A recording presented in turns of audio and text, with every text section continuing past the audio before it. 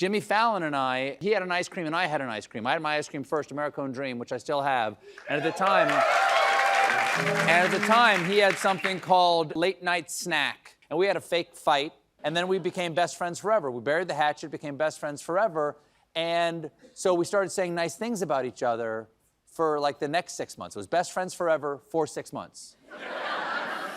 Because Jimmy, and this actually happened in real time, Jimmy, at the end of us burying the hatchet over our ice creams, who was on our show, and he said, "I love you."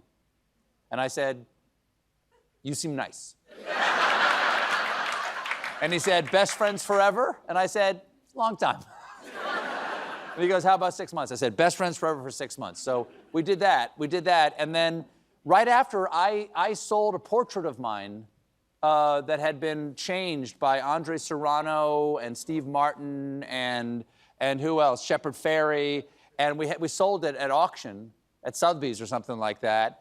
And we raised $28,000 for Donors Choose. So when we came out of that piece, we were done. I was just supposed to cut to commercial.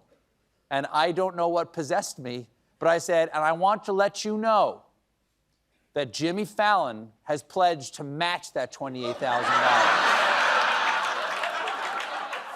Okay. So you were there that night. I was there that night, and I was curious if you were going to do something like that again.